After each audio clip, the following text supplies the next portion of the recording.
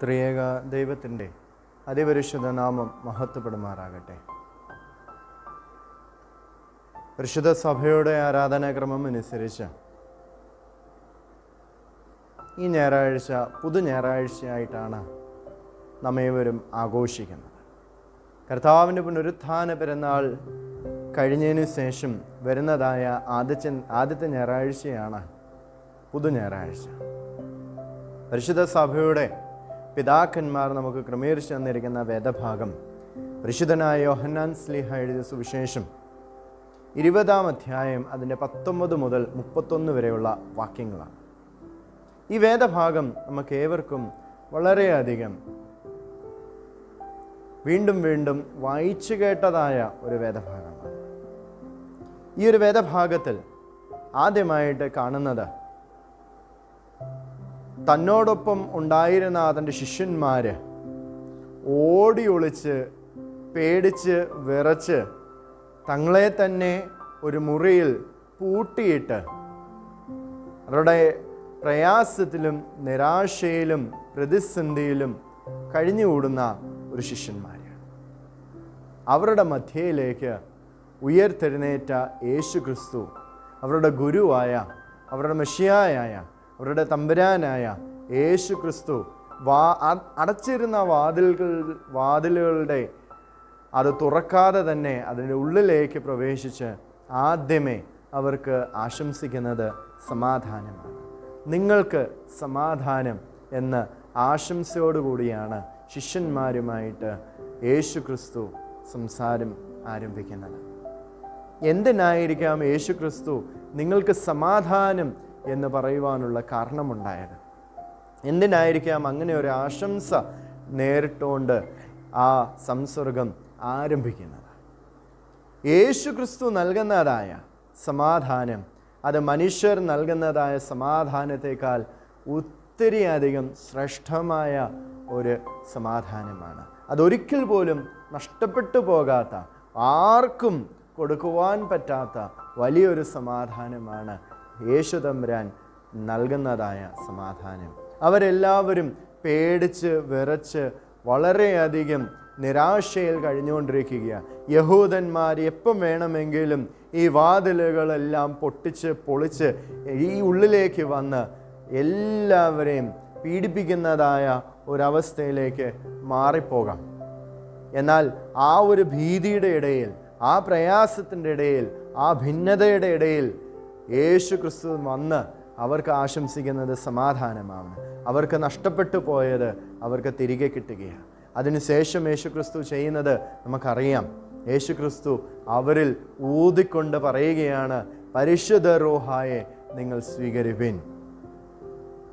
എന്തിനായിരിക്കാം പരിശുദ്ധാത്മാവിനെ അവർക്ക് ആ നിമിഷത്തിൽ നൽകുന്നത്? യേശു ക്രിസ്തു ആഗ്രഹിക്കുന്നത് നിങ്ങളിങ്ങനെ പേടിച്ച് വിറച്ച് നിങ്ങളെ തന്നെ പൂട്ടിയിട്ടുകൊണ്ട് ഇവിടെ പാർക്കുവാൻ വേണ്ടിയല്ല ഞാൻ നിങ്ങളെ തിരഞ്ഞെടുത്തിരിക്കുന്നത്. നിങ്ങൾക്ക് എപ്പോഴും ശക്തിയും ബലവും നൽകുവാൻ പരിശുദ്ധാത്മാവിനെ നൽകുന്നു.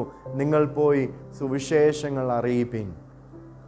യേശു ക്രിസ്തു കൊടുക്കുന്നത് വലിയ ഒരു അധികാരവും ഒരു ഉത്തരവാദിത്വവും കൂടിയാണ്.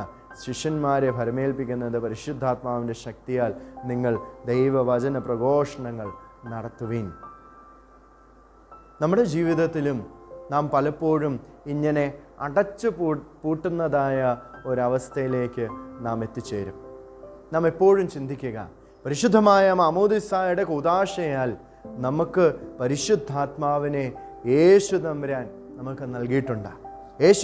യേശു ക്രിസ്തുവിൻ്റെ തിരുശരീരവും രക്തവും നമ്മുടെ ഉള്ളിലുണ്ട്. പരിശുദ്ധാത്മാവ് വസിക്കുന്നതായ ഈ ശരീരവും ഈ ആത്മാവും അത് ദൈവത്തിന് വേണ്ടി സമർപ്പിതമായിരിക്കുന്നതായിരിക്കണം. നമ്മുടെ ജീവിതത്തിലും വചനങ്ങളെ പഠിക്കുവാനും പ്രഘോഷിക്കുവാനുമായിട്ട് നമുക്ക് സാധിക്കണം. രണ്ടാമതായിട്ട് മുമ്പോട്ടുള്ള ആ വേദഭാഗത്തിൽ നമ്മൾ കാണുന്ന ഒരു വ്യക്തിത്വമാണ് ഡൗട്ടിങ് തോമ. എപ്പോഴും പിതാക്കന്മാരത് കേൾക്കുമ്പോൾ ഉടനെ തന്നെ അവർക്ക് പ്രയാസം തോന്നുന്ന ഒരവസ്ഥയാണ്. ഒരിക്കൽ പോലും ഈ മാർത്തോമാ ശ്ലീഹായെ തള്ളിപ്പറയുവാൻ ആഗ്രഹിക്കുന്ന പല സമൂഹത്തിൻ്റെ ഇടയിലാണ് അവൻ ഒരു ഡൗട്ടിങ് തോമയായി മാറുന്നത്. യഥാർത്ഥത്തിൽ പരിശുദ്ധനായ മാർത്തോമാ ശ്ലീഹായുടെ ജീവചരിത്രം നാം പഠിക്കുമ്പോൾ തൻ്റെ ഗുരുവിനോടൊപ്പം എപ്പോഴായിരുന്നാലും തനിക്കുണ്ടാകുന്നതായ സകല സംശയങ്ങളും എല്ലാ ഡൗട്ടുകളും തൻ്റെ ഗുരുവിനോട് ചേർന്ന് നിന്നുകൊണ്ട് അതിൻ്റെ പരിഹാരം എന്താണെന്നും ആ സംശയത്തെ തീർപ്പ് നൽകുവാൻ തൻ്റെ ഗുരുവിൻ്റെ മുമ്പിൽ എപ്പോഴും ചെല്ലുന്ന ഒരു വ്യക്തിത്വമാണ് മാർത്തോമാ ശ്ലീഹ.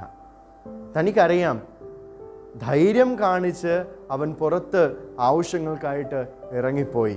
മറ്റ് ശിഷ്യന്മാരെല്ലാവരും ഒളിച്ചിരുന്ന് അവിടെ അടച്ചു പൂട്ടിയിരിക്കുകയാണ്, പേടിച്ച് വിറച്ച്.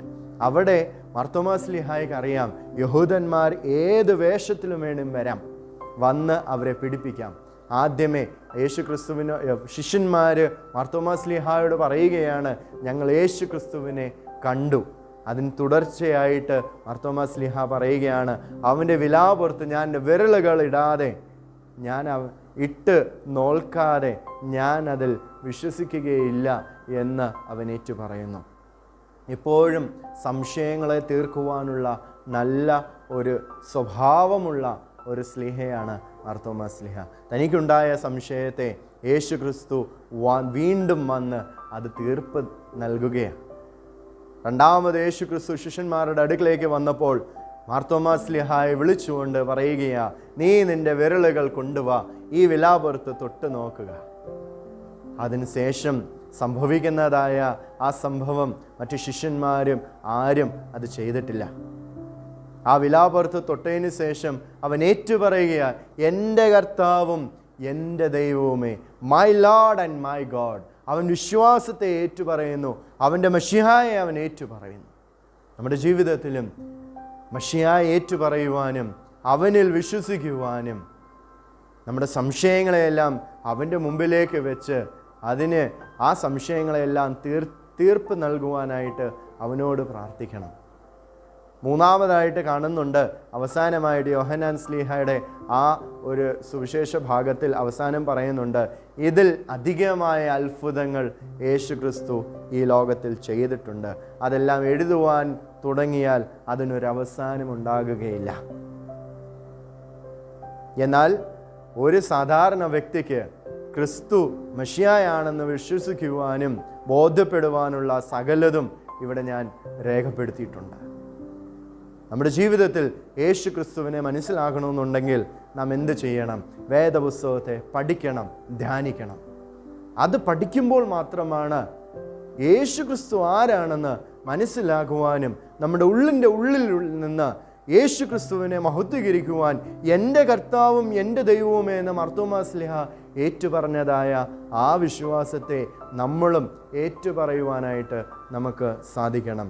പ്രയാസങ്ങളും പ്രതിസന്ധികളും എല്ലാം പരിശുദ്ധ സഭയ്ക്കും ക്രിസ്ത്യാനി സമൂഹത്തിനും നേരിടുന്നുണ്ട്.